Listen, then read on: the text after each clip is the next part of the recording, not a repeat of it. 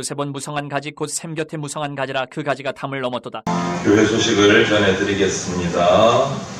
예배 시간 10분 전에는 도착해서 은혜를 사모하면서 예배로 나가시기를 바랍니다. 오늘도 전도용품이 교회 현관에 준비되어 있습니다. 가실 때 꼭 가지고 가셔서 이웃들에게 전하셔서 예수님께서 명령하신 복음 전파의 사명을 우리가 이어가기를 바랍니다. 6월 공동체 기도 제목이 주보 내면에 올려져 있습니다. 주보를 가지고 가셔서 보관하시면서 6월 한 달 동안 이 제목을 가지고 우리가 기도하면서 믿음의 공동체로 세워져가고 응답 받으시기를 바랍니다. 오는 주일, 그러니까 6월 8일은 성령 강림절로 우리가 지킵니다. 그래서 감사 예배를 오전 11시에 드립니다. 우리 가운데 역사하시는 성령님을 찬양하고 함께 은혜를 나누는 귀한 예배가 될 수 있도록 모든 성도들이 기억하고 감사하며 예배로 나오시기를 바랍니다. 총회 및 노예 소식을 전해드리겠습니다. 우리 교회가 속해 있는 재건 서울로에서 청년부 연합 개회 예배 및 기도회를 드립니다. 청년들의 연합과 영적 성장을 위해서 기도해 주시기를 바랍니다. 6월 8일 주일 오후 7시 재건 북경교회당에서 예배를 드립니다. 그리고 재건 서울로의 다음 세대 담당 목회자들과 교육부원들의 모임을 개최를 합니다. 제가 교육부장으로 이 모임을 인도하러 출동합니다. 6월 9일 월요일 오전 11시 서울 대방교회당에서 모임을 가집니다. 위에서 기도하시고 다음 세대 사역자들을 위해서 기도해 주시기를 바랍니다. 요셉의 열매 인생이라는 제목을 가지고 말씀을 나누려고 합니다. 오늘 이 본문 딱 한 절 말씀인데 앞뒤의 모든 말씀들을 보면 믿음의 조상 야곱이 세상을 떠나면서 자녀들에게는 남긴 축복의 말씀이에요. 묘원과도 같은. 이 야곱의 아들들은 이스라엘의 12지파의 기원이 되는 아들들입니다. 그래서 각 아들들에게 각각 다른 축복의 메시지를 남깁니다. 야곱은. 그 중에서 오늘 우리가 한 절 읽은 이 말씀은 요셉에 대한, 아들 요셉에 대한 마지막 유언과도 같은 축복의 메시지입니다. 저는 이 축복, 요셉을 향한 축복의 메시지 가운데 이 요셉의 한평생 살았던 그 인생의 모습이 들어있구나 하는 것을 발견합니다.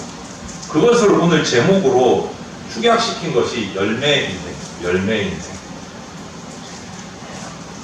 이 오늘 읽은 이 49장 22절 말씀 가사로 복음송이 있어요. 아시는 분들도 있을 텐데 김인식 씨가 만든 곡인데요. 너는 담장 너머로 뻗은 나무, 이렇게 시작되는 찬양이 있어요. 제목은 야곱의 축복인데 오늘 그래서 우리 예배 마지막에 같이 함께 찬양을 부르면서 축복을 하려고 합니다. 요셉은 무성한 가지 곧 샘 곁에 무성한 가지라 그 가지가 담을 넘었도다. 이것이 오늘 본문의 내용이에요. 이것이 우리가 정말 나도 이루고 싶다라고 흠모해야 되는 바로 요셉의 열매 인생을 표현한 딱 한 문장에 압축된 말씀입니다. 그런데 포도나무 비유의 장이라고 일컬어지는 요한복음 15장을 보면 이렇게 시작을 해요. 나는 포도나무여 너희는 가지니, 이렇게 시작을 하면서 16절 끝부분에 가면 이렇게 되어 있어요. 너희가 나를 택한 것이 아니요 내가 너희를 택하여 세웠나니 이는 너희로 가서 열매를 맺게 하고 또 너희 열매가 항상 있게 하여 내 이름으로 아버지께 무엇을 구하든지 다 받게 하게 함이라. 이렇게 마무리가 됩니다. 이 말씀이 딱 맞아떨어지는 인물이 바로 요셉이에요. 하나님의 기대를 이루는 이 열매 인생을 산 사람 요셉이에요.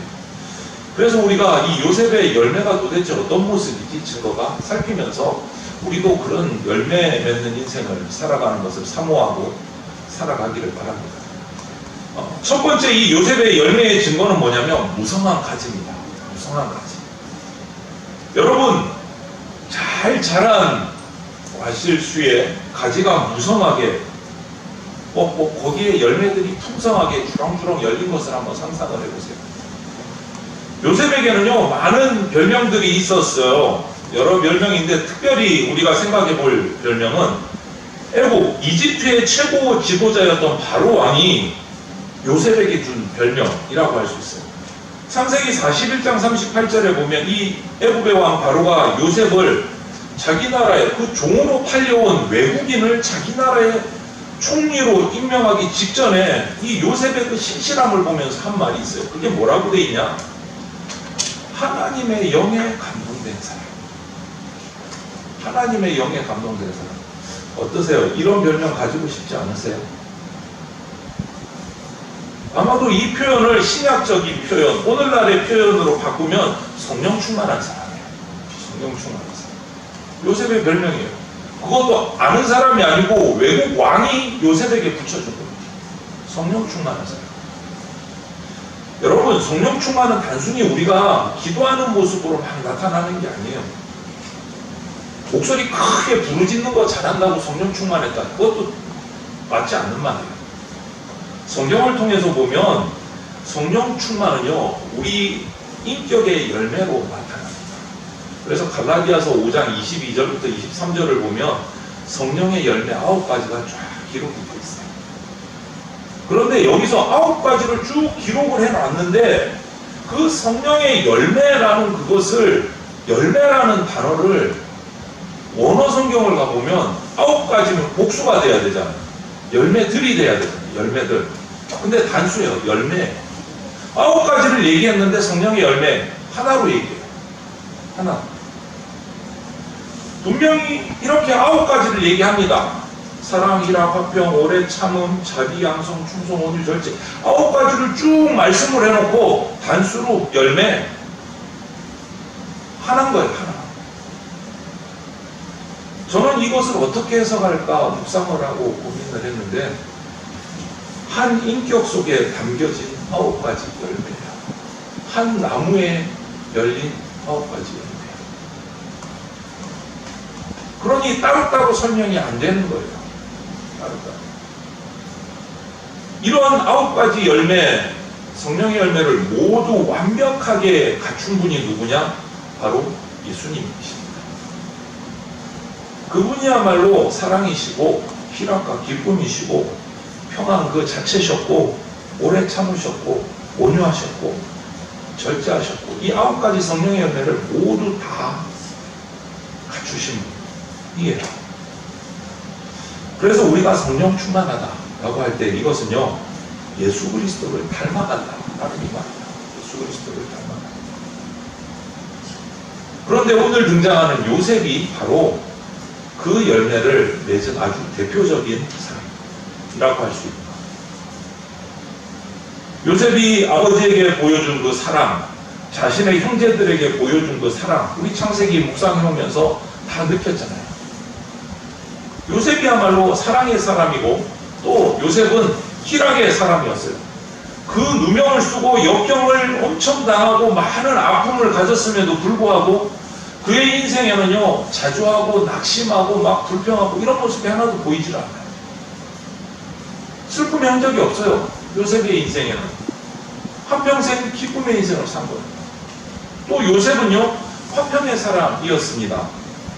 자신의 가정 속에서 결국은 평안을 가져왔어요. 그가 섬기던 국가에도 평안을 가져왔어요. 그리고 이집트로 넘어가서 또 자기 조국 이스라엘을 넘어서서 기근을 만난 그 당시에 온 세상에 평안을 선물로 준 사람이 요셉이에요. 또한 누구보다 요셉은요, 오래 참는 사람이었습니다. 형제들을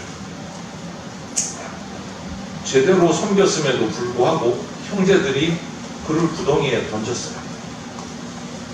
참습니다. 인고의 세월을 보냈습니다. 노예로 팔려갔는데 참습니다. 보디발의 집에서 여러 가지 오해를 받으면서도 참고 견딘 것을 우리 한번 생각해 보십시오. 그리고 누명을 쓰고 왕의 감옥에 갇혔는데도 거기서도 인내합니다. 온 세상이 흉년이 들었을 때도 그는 오래 참으면서 하나님의 뜻을 묻습니다. 오래 참음의 사람이에요. 그는 또한 자비의 사람입니다. 한 걸음 더 나가서 그를 자신을 사지에 몰아넣었던 형제들, 그들이 양식을 구하러 왔을 때 총리가 된 요셉, 그들을 내모르지 않았어요. 용서했습니다. 품어줬습니다. 여기서 요셉의 자비로운 인격을 우리가 발견할 수 있습니다. 그리고 또 요셉은 양선의 사람이었습니다. 자신을 괴롭혔던 형제들, 그들에게 선뜻 양식을 내어줍니다.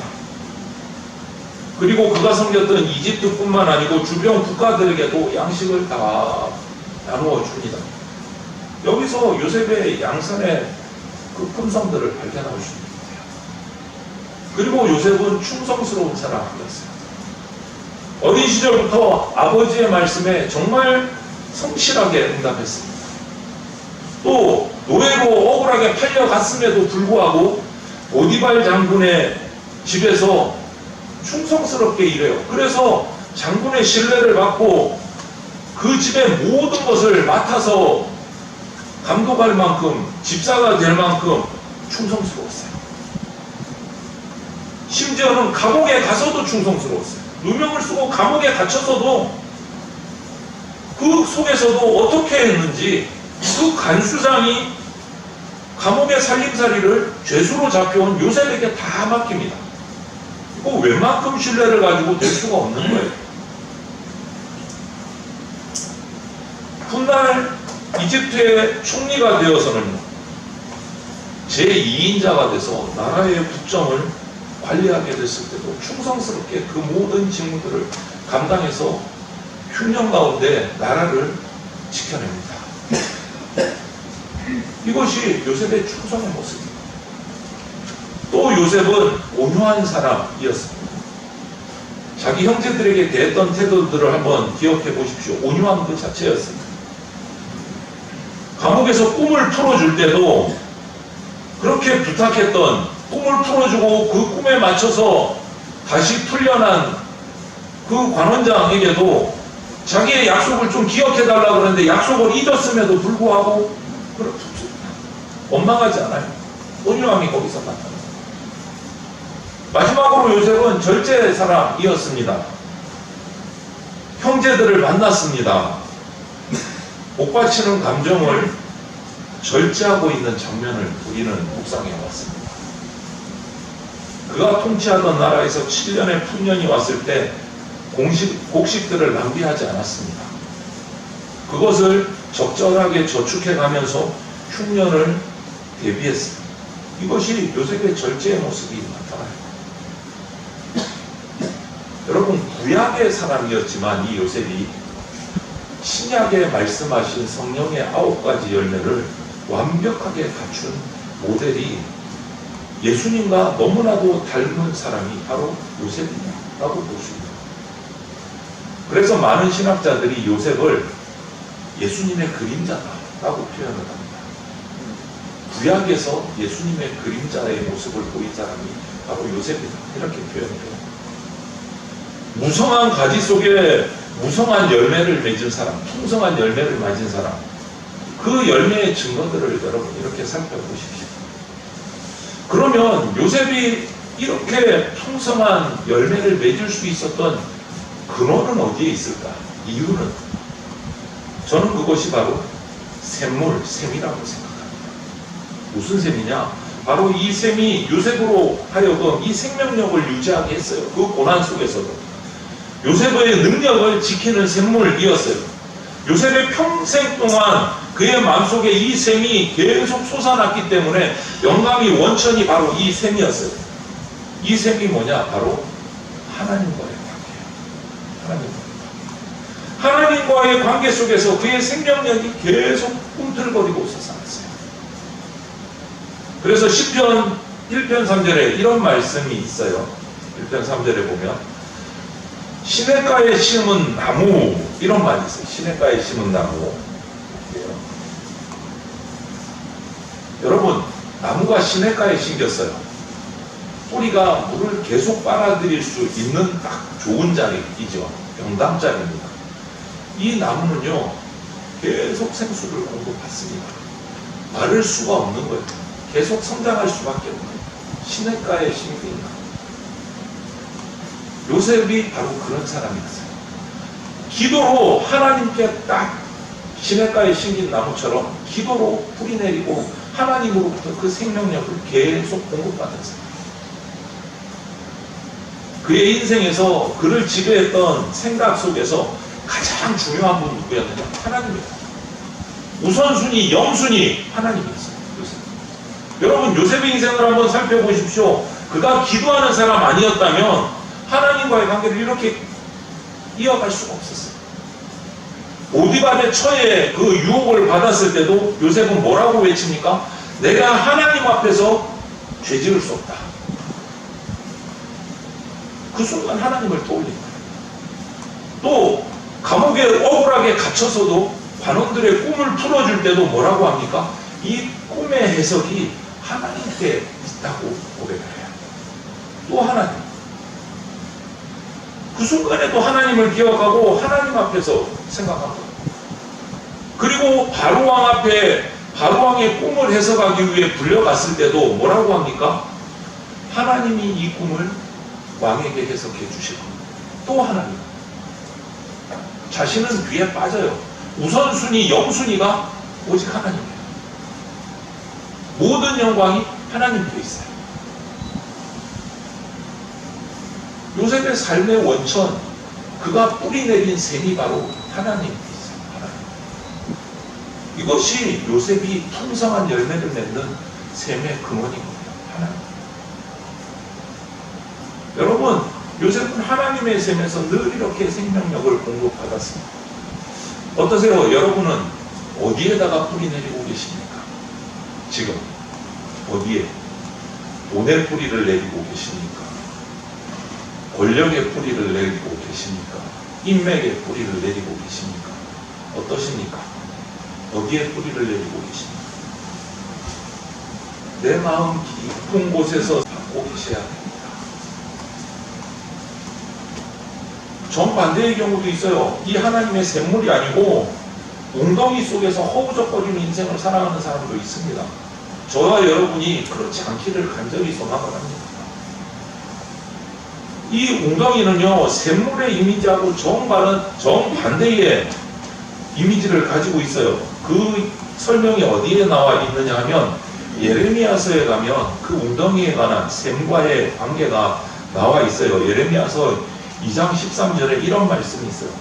내 백성이 두 가지 악을 행하여 나니 곧 그들이 생수의 근원이 되는 나를 버린 것과 생수의 근원인 하나님을 버린 것과 스스로 웅덩이를 판 것인데 그것은 그 물을 가두지 못할 터진 웅덩이들이니라. 이렇게 예레미야 선지자가 말하고 있어요. 터진 웅덩이 속에서 진흙 속에서 허우적거리는 모습을 한번 상상을 해보십시오. 자기 나름대로 어떻게 해볼 거라고 허우적대는데,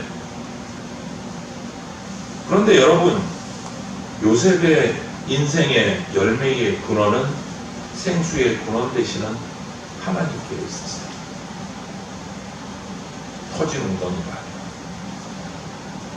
그러니 그 샘물에서 신선한 물을, 생명력을 계속 끌어올리는 거예요. 여러분, 그 방법이 뭔지 아닙니까? 기도예요. 기도. 여러분, 제발 기도하십시오. 모여서 기도하고 흩어져서 기도하고 기도하셔야 됩니다. 기도가 생수의 근원이신 하나님으로부터 생명력을 우리가 공급받는 통로예요. 유일한 통로. 기도하셔야 돼요. 기도하셔야 돼요.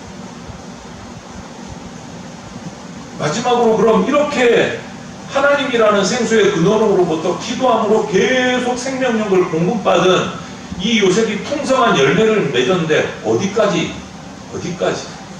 얼마나 축복을 받았을까요? 오늘 보면 열매가 가지가 담을 넘었다라고 표현해요. 담을 넘었다. 가지가 담을 넘었다. 나 혼자 내 식구들만 잘 먹고 잘 사는 그런 열매가 아니고 이웃과 더불어 지체들과 더불어 축복을 나누는 인생이 바로 요셉의 열매 인생이었다. 가족을 살렸습니다. 나라를 살렸습니다. 그 온 세계를 살렸습니다. 요셉은요, 누명을 쓰고 타이에 의해서 애굽으로 노예로 끌려갔지만 오히려 그 요셉 덕분에 그 애굽 땅, 이집트 땅이 축복받았어요. 아마 그랬을 거예요. 바로 왕이 어느 날 요셉을 불러놓고 틀림없이 이렇게 얘기했을 겁니다. 요셉, 네가 이 나라의 축복이다. 요셉 덕분에 흉년과 풍년을 대비하고 살아남았잖아요. 바로 왕에게서만 그렇습니까? 조금 과거로 돌아가면 노예로 팔려간 보디발 장군의 집에서도 그는 축복된 존재로 살았습니다. 창세기 39장 5절에 보면 이런 말씀이 있어요. 여호와께서 요셉을 위하여 애굽 사람의 집에 복을 내리심으로 이렇게 되어 있어요. 복을 내리심. 이게 뭐예요? 여호와께서 요셉을 위하여 애굽 사람의 집에 복을 내리셨다. 말을 바꾸면 어떻게 됩니까? 하나님이 요셉 때문에 보디발 집에 축복하셨다는 거예요. 보디발에게는 축복 줄 게 없는데 요셉이 거기 사니까 그 집에 축복 주신 거예요. 요셉이 축복의 근원이 된 거예요. 보디발도 틀림없이 그랬을 거예요. 요셉을 불러다가 자기 집의 모든 것을 다 맡기면서 너 덕분에 우리 집이 복 받는다. 네가 우리 집에 복의 통로다. 그렇게 얘기했어. 그리고 노예임에도 외국인 노예임에도 불구하고 자기 집의 모든 사물을 다 맡겼어요. 요셉에게. 그리고 나서 하나님께서 복을 부어주시기 시작했어요. 그 집에. 요셉 때문에. 여러분, 또 일이 잘못돼서 요셉처럼 말미암아 누명을 뒤집어 쓰고 옥에 갔을 때도 마찬가지입니다. 보십시오. 오해받아서 누명을 쓰고 옥에 갇혔지만 감옥에서도 여전히 요셉은 축복의 통로였어요. 간수장이 감옥의 모든 살림살이를 요셉에게 다 맡깁니다. 평안했으니까, 감옥이 잘 돌아가니까, 어려움이 없으니까 죄인으로 잡혀온 요셉에게 감옥의 모든 살림을 다 맡겨요. 여러분, 이처럼 요셉의 인생을 차곡차곡 짚어가면서 살펴보면 요셉의 발걸음이 닿는 곳마다 모든 곳에서 축복이 흘러가요. 축복이. 담을 넘는 가지처럼 축복이 흘러가요.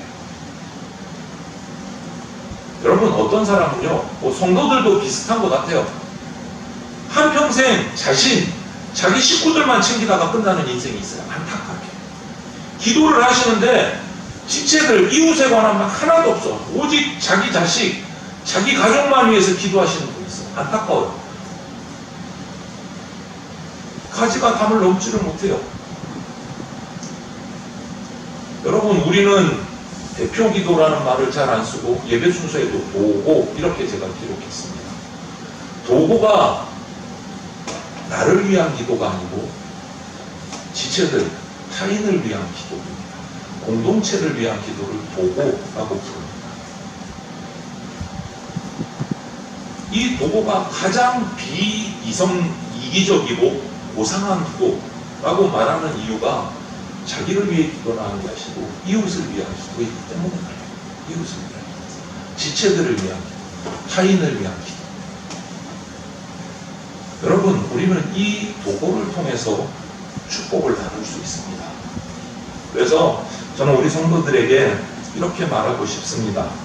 기도하시는 성도들에게 당신은 담을 넘는 무성한 가지와 같습니다. 라고 말씀드리고 싶어요.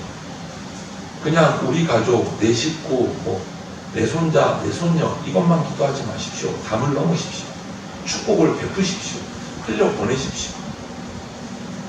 이것이 바로 우리가 살아야 될, 근무해야 될 요셉의 열매 인생입니다. 아까 서두에 말씀드린 이 말씀을 가지고 김인석 씨가 만든 곡이 바로 이 곡이에요. 가사를 보면 이렇게 돼요. 우리 같이 천천히 한번 읽어볼까요? 너는 담장 너머로 뻗은 나무, 가지의 푸른 열매처럼 하나님의 귀한 축복이 삶에 가득히 넘쳐날 거야. 너는 어떤 시련이 와도 능히 이겨낼 강한 팔이 있어. 전능하신 하나님께서 너와 언제나 함께 하시니 너는 하나님의 사람, 아름다운 하나님의 사람. 나는 널 위해 기도하며 내 길을 축복할 거야. 너는 하나님의 선물, 사랑스러운 하나님의 열매, 주의 품에 꽃 피운 나무가 되어줘. 여기서요, 전부 너예요.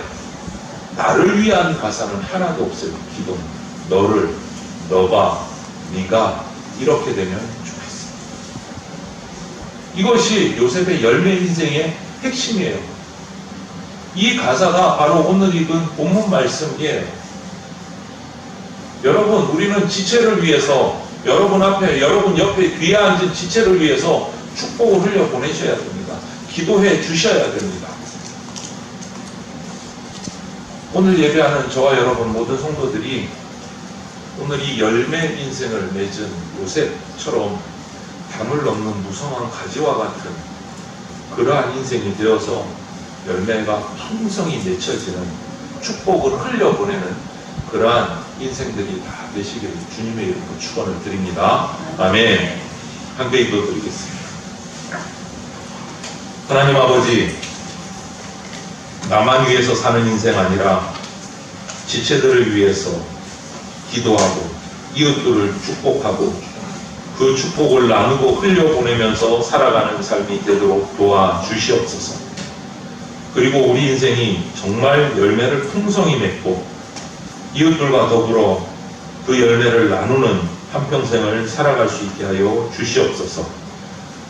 예수 그리스도의 이름으로 기도드립니다. 아멘. 주 예수 그리스도의 피 묻은 십자가 은혜와 독생자를 보내주신 하나님 아버지의 그 크신 사랑과 지금 이 순간에도 역사하고 계시는 성령님의 보호 인도하심이 나만을 위해서 사는 인생 아니라 믿음의 조상 요셉처럼 하나님의 기대를 이루는 열매 인생으로 살기를 간절히 사모하는 대전 장로교회 성도들과 모든 주의 백성들 머리 위에 영원토록 함께 있을지어다. 아멘.